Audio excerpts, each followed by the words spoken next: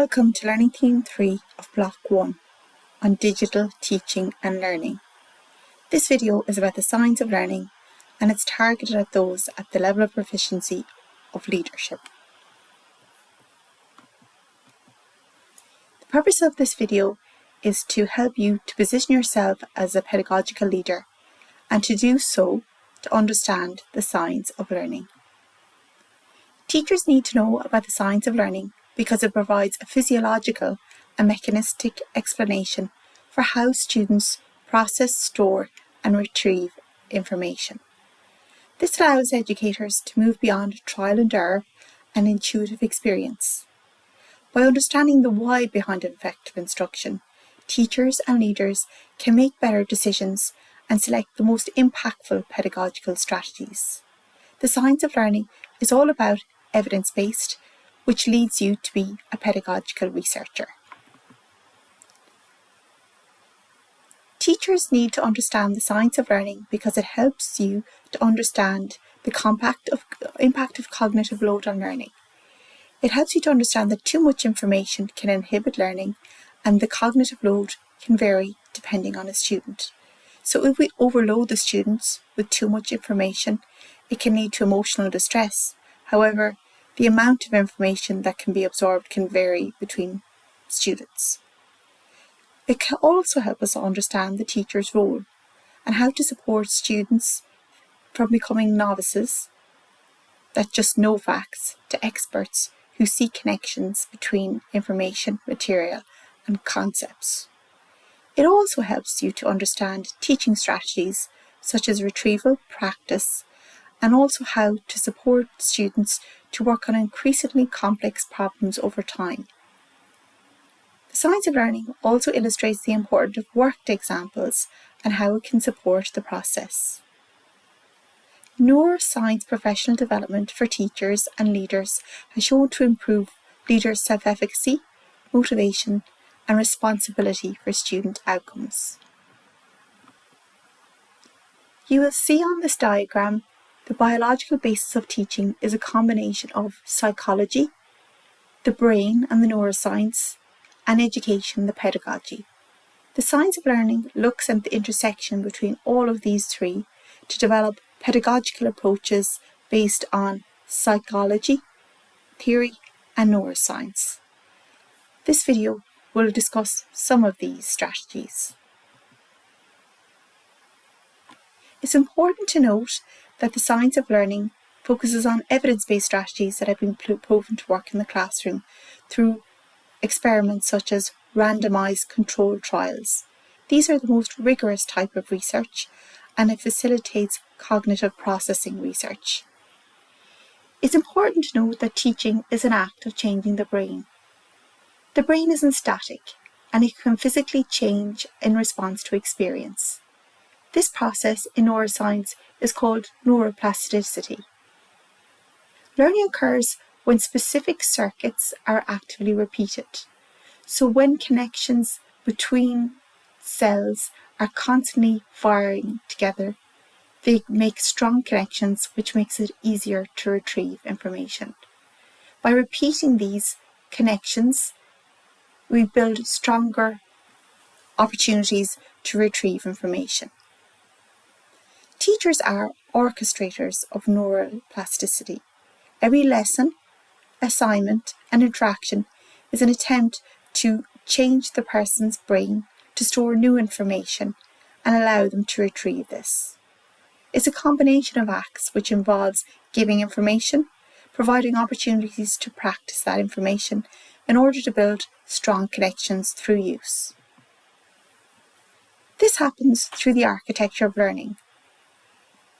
Students are sitting in an environment and there is a lot of information and things happening around them. There's lighting, there's noise, and the teacher is displaying and giving and speaking about information to them. This is all in sensory memory. The information needs to be held in sensory memory long enough to progress it to working memory. So students may filter out some information that's not relevant to them. There might be somebody working outside or somebody bouncing a ball outside, but sensory memory chooses to ignore that in order to facilitate working memory. Working memory has a limited capacity and duration. It's a site of conscious processing. This is the information that students can hold in their brain at one time before progressing to long-term memory. The amount of information is about 4 balls of pieces of information at once a person can hold in working memory. So it's important to consider this. Long-term memory is a vast repository of neural networks stored in the neural cortex. There is no limited capacity on long-term memory. So as you can see, working memory is often the bottleneck. So how do we encourage information to progress from sensory memory to working memory, and to allow the student to store this information long enough so it can be progressed to long-term memory? Different strategies have been proven to work, and these are based on the science of learning. As I said, working memory is a temporary holding pattern with limited capacity, like an octopus juggling about 4 pieces of information at once. This is where new learning happens. In long-term memory, there's a vast amount of information. The ability to retrieve that information depends on the strong connections between this information. So here you see on the left, you have a brain that's not very well connected, and on the right, there's connections between a lot of pieces of information that makes it easier to retrieve. Learning schema supports connecting new information to existing ideas to create mental models and allow information to be retrieved more easily. These schemas chunk information, allowing efficient processing of complex tasks. Cognitive load theory identifies if students are confronted with too much information at once, for example, more than 4 balls or pieces of information, it can be difficult for them to progress to long-term memory. Also, if students lack explicit guidance, which provides opportunity to break down information into smaller pieces, their working memory becomes overwhelmed, and they focus on the process of the task rather than the learning itself. So we have a cognitive bottleneck within the working memory. Cognitive load theory explains that when they're confronted with too much information, it can be difficult. The teacher's role is to support students to transition from novice experts or novice students that know bits of information to experts, where they store long information in the long-term memory and find it easy to retrieve and make connections between stuff. It's important to note cognitive load varies between students and depends on their prior knowledge and experience. So a cognitive load is higher when a piece of information is new and students don't have anything to connect it to. Teachers must carefully manage the amount of information presented to avoid cognitive load while building towards more complex ideas. The role of the teacher is to support the transition from novice to developing to expert learner. This aligns to the concept of UDL. As I said before, schema building, such as connecting new information to existing ideas, facilitate this.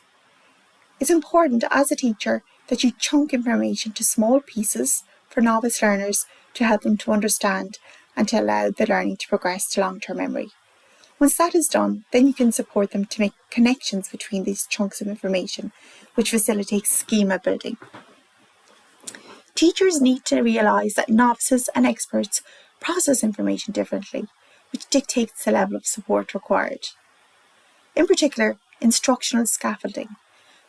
Novices require explicit instruction, teaching them information.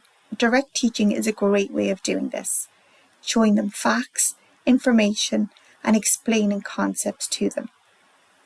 They also need modelling, which shows students how to apply that learning. For example, working through a maths problem, they might be taught about what fractions are, and then a teacher models how you break numbers into fractions. And then there's worked examples that gives them a step-by-step example of how to do that to reduce their cognitive burden or cognitive load. By scaffolding that process, it allows them to become more complex at solving problems. As students gain background knowledge and build understanding of connections between materials, scaffolding should be progressively removed. So rather than showing them a problem and breaking it down step by step, they're given a problem to solve themselves. Providing too much guidance and not withdrawing scaffolding to a knowledgeable student can impede their learning and make them more dependent and less likely to become self-regulated or independent learners. Evidence-based strategies for novice learners or beginners. Explicit instruction is really important for learners to new content. Breaking information into small manageable chunks with clear goals. Explaining to the student at the start of the lesson what's expected of them and explaining small pieces of information and testing if they achieve those can remember that information or not. Also using worked examples showing step-by-step demonstrations to reduce mental effort. Once they have been given information, it's important to provide them opportunities to practice or retrieve that information. This allows them to recall facts from memory and strengthen neural networks and connections between information. So once information is in long-term memory, it's important to provide opportunities for students to remember and recall information so it's easier in the future and the connections between networks are developed. Using things like quizzes, flashcards and self-testing prevents information from vanishing or being difficult to remove from short-term memory. It's important also that at regular intervals there's spaced practice. Spreading study sessions over weeks or months creates more durable long-term memory than cramming or mass practice. So revisiting concepts every few weeks is really, really important.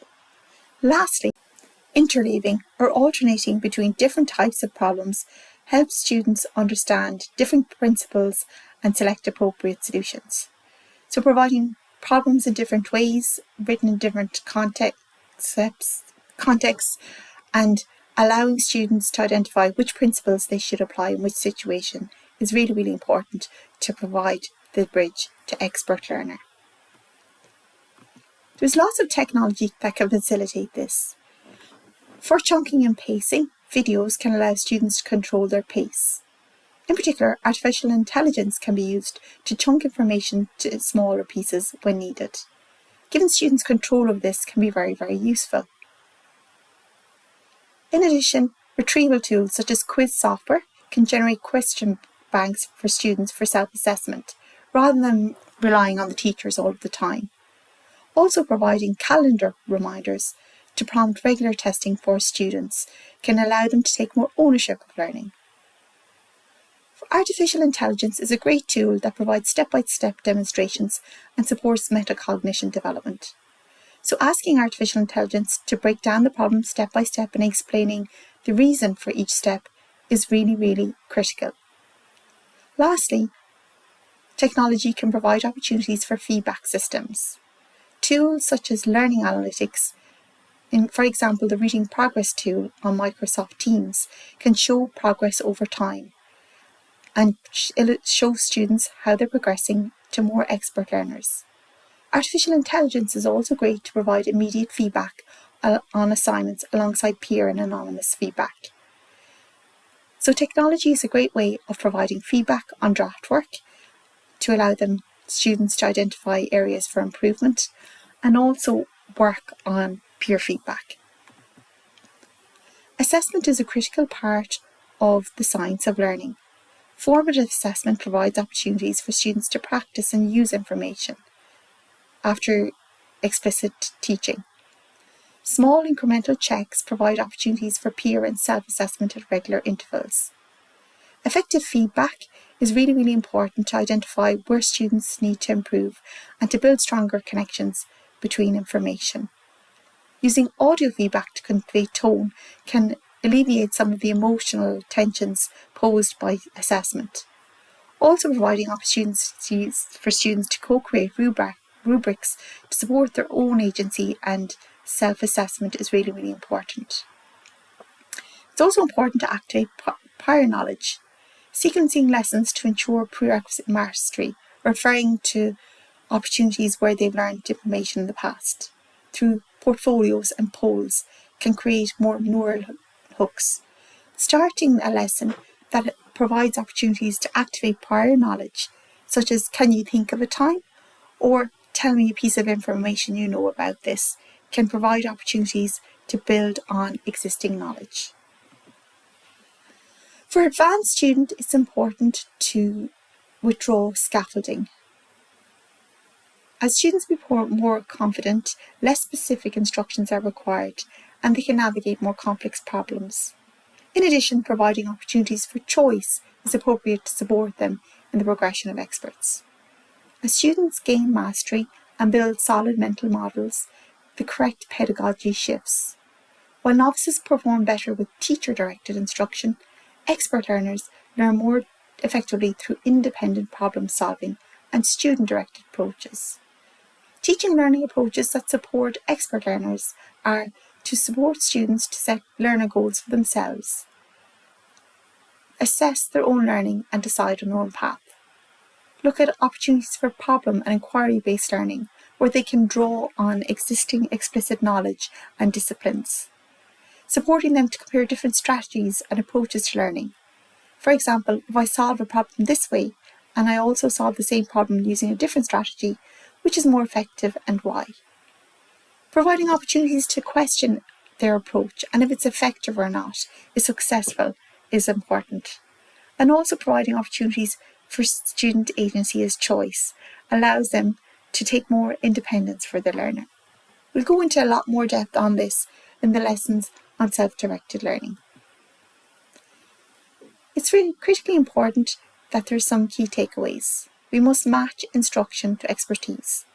Novice learners require direct teaching, clear instructions, worked examples, and opportunities for regular practice, whereas experts need independence, complex problems, and opportunities to do their own work, such as project or problem-based learning.